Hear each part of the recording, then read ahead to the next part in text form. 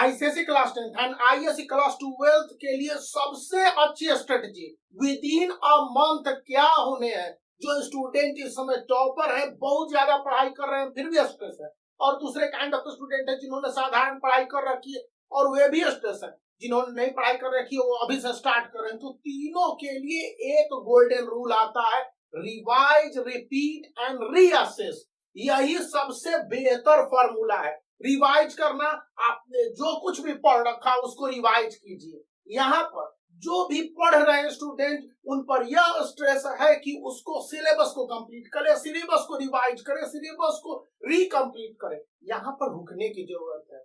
जो स्टूडेंट ने अच्छी तरह से पढ़ रखी है उनको रिवाइज करने का मतलब है कि एक बार वर्बल रिवाइज करना, एक बार राइटिंग में रिवाइज करना, इससे परफेक्शन आती है। जैसे ही आप क्वेश्चन के आंसर लिखते हो, खास करके मर्चेंट ऑफ वेनिस या टेम्पेस्ट में, तो वहां पर बहुत बेहतर रिजल्ट देखने को मिलता है। फिर ग्रामेटिकल सेक्शन को सॉल्व कर रहे हो तो विथ लॉजिक, तो वहां पर भी स्टूडेंट को 100% बेनिफिट मिलता है। वही फिजिक्स, केमिस्ट्री जैसे सब्जेक्ट में जहां पर थ्योरी पार्ट है, एक्टिविटी पार्ट है, फिगर या डायग्राम है, उसके साथ साथ न्यूमेरिकल्स है, तो इन जगहों पर प्रैक्टिस इज अ परफेक्ट। तो रिवाइज के साथ साथ रीअसेस करने होंगे कि कितनी गलतियां आपने की है, और जितनी गलतियां कर रहे हैं मतलब कि प्रत्येक दिन आपने प्रैक्टिस किया तो उसमें कितनी गलतियां की है, और उन गलतियों को किस तरह से री इम्प्रूव करेक्ट वे में कर रहे हो। यानी कि गलतियों को आप बेहतर बनाने के साथ साथ अपने आप को किस तरह से इंप्रूव कर रहे हो, अपने आंसर को इफेक्टिव बनाने का प्रयास एक बहुत बड़ी और सबसे बड़ी चैलेंज है।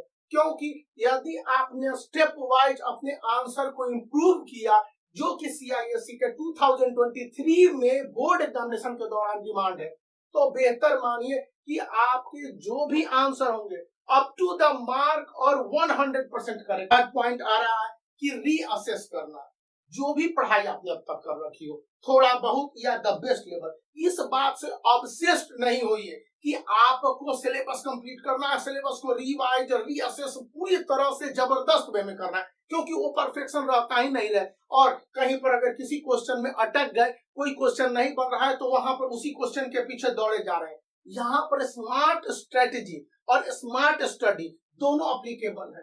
पॉइंट यह है कि आपने जो पढ़ाई कर रखी हो तो ऑब्सेस्ड नहीं होने हैं कि सिलेबस के कंप्लीशन, सिलेबस के दोबारा कंप्लीशन, सिलेबस के दोबारा कंप्लीशन। जो भी पढ़ाई की उनको अच्छी तरह से आउटपुट के रूप में देने हैं। अब ये आउटपुट दो तरह के हो सकते हैं। पहला आउटपुट होगा कि स्टूडेंट ने पढ़ाई किए, थ्योरम है या फिर जो भी सम को सॉल्व किया और जितने भी प्रैक्टिकल्स उसके अपनाए हैं, एक्टिविटीज को समझने के बाद उनके एप्लीकेशन को लिखा है। एनालिटिकल थिंकिंग और राइटिंग यही तो कहता है। तो उस कंडीशन में स्टूडेंट को देखना होता है कि किस तरह से उसका अप्रोच है उन क्वेश्चंस के प्रति। मैं प्रैक्टिकल में बात बता रहा हूँ, केवल अलग थ्योरी क्यों नहीं बता रहा हूँ कि आप ये कर लीजिए या वो कर लीजिए। तो वहां पर स्टूडेंट को क्वेश्चन के आंसर को पॉइंट वाइज, जो कि समरी के रूप में होते हैं, समझाने हैं। यहाँ पर एक बड़ी पॉइंट सामने आ रही कि स्टूडेंट क्वेश्चन के आंसर तो लिख दे रहे हैं, लेकिन उसके सपोर्टिंग फैक्ट्स नहीं डाल पाते हैं। सपोर्टिंग फैक्ट्स मतलब आपने ऑब्जेक्टिव टाइप क्वेश्चन है, 1 का ए टिक कर दिया और 2 का सी टिक कर दिया, सही है। लेकिन अगर उसी के बगल में आप उसके सॉल्यूशन दे देते हैं, या 1 वर्ड वाले क्वेश्चन है या 1 लाइनर क्वेश्चन है, वहां पर यदि आपने उसके जो रफ वर्क किए हैं या रफ वर्क क्वेश्चन के आंसर शीट के पीछे किए हैं, तो वहां पर मेंशन किया है कि मैंने इस क्वेश्चन के रफ वर्क यहाँ पर किए हुए हैं, तो ऐसे भी माने जाएंगे कि उस स्टूडेंट ने अपनी ओर से सही आउटपुट देने का प्रयास किया है। यही रिवाइज के साथ रीराइट एंड रीअसेस के फॉर्मूले के तहत आता है। और यहाँ पर क्रेजीनेस करने की जरूरत नहीं है। जहां पर आप स्टैंड करते हो, गलतियां रोज होंगी और हम सबों से हो रही हैं, तो उस कंडीशन में स्टूडेंट को उन गलतियों को ऊपर आगे बढ़ाते हुए सुधारने की जरूरत है।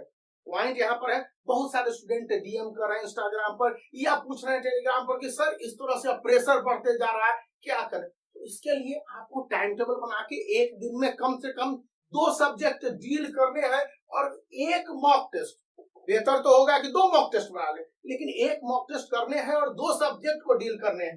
2 सब्जेक्ट मतलब हो गया कि आपके एटलीस्ट एक डिफिकल्ट सब्जेक्ट हो जाएंगे और दूसरा भी डिफिकल्ट सब्जेक्ट रखिए, या कभी-कभी अपने लाइट मूड के लिए इजी सब्जेक्ट भी रख सकते हैं। पॉइंट यहीं पर नहीं रुकता है।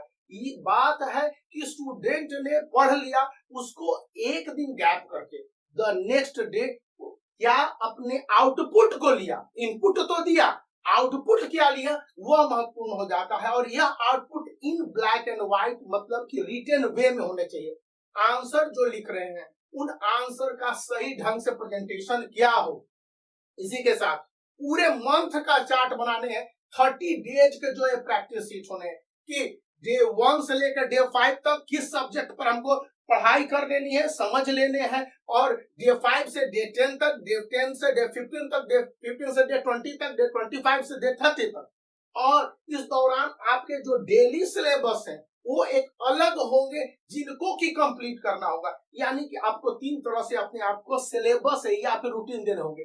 डेली सिलेबस या डेली रूटीन जिसको कंप्लीट करने हैं, एक है कि वीकली, और दूसरा है कि फोर्टनाइट, सॉरी तीसरा है फोर्टनाइटली। इस तरह से असेस करेंगे तो आपके 15 डेज के बाद जो नेक्स्ट होंगे वहां पर अच्छी तरह से कंप्लीशन हो जाएंगे, क्योंकि यही स्ट्रेटेजी सबसे ज्यादा आउटपुट देंगे 13 डेज में। 13 डेज कहने का मतलब यह है कि इसी बीच प्रैक्टिकल प्रोजेक्ट या एसयूपीडब्ल्यूएच के मार्क्स भी आपके सामने शायद आ जाए, या प्री बोर्ड के मार्क्स तो आपको दे दिए जाएंगे। तो अब दूसरे के मार्क्स से अपने आप को एनवी फील करने की जरूरत नहीं है, क्योंकि यहाँ पर अक्सर ये आता है कि 2-4 मार्क्स किसी भी स्टूडेंट के ज्यादा आ गए तो इससे डिप्रेशन होता है। तो इस तरह से कोई काम नहीं होता है। किसी के किन परिस्थितियों में मार्क्स आ जाते हैं और किन परिस्थितियों में आगे मार्क्स मिलेंगे या नहीं मार्क्स मिलेंगे, कुछ भी गड़बड़ सड़बड़ हो सकते हैं, या कहीं पर कुछ भी पॉजिटिव हो सकते हैं। तो ये दोनों पॉइंट को लेकर चलने हैं। मतलब यह हो गया यहाँ पर कि स्टूडेंट को अपने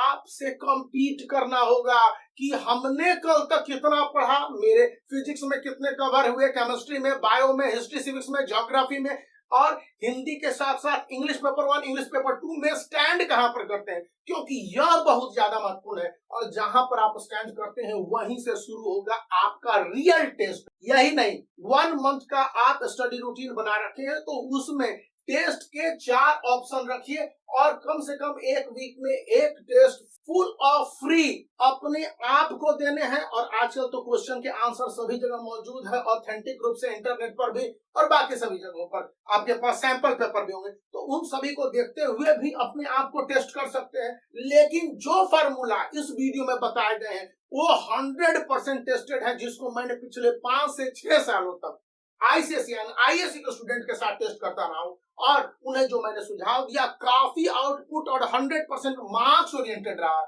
तो यहाँ पर इन बातों को ध्यान रखना है, और इस वीडियो को लाइक करने के साथ चैनल को सब्सक्राइब करके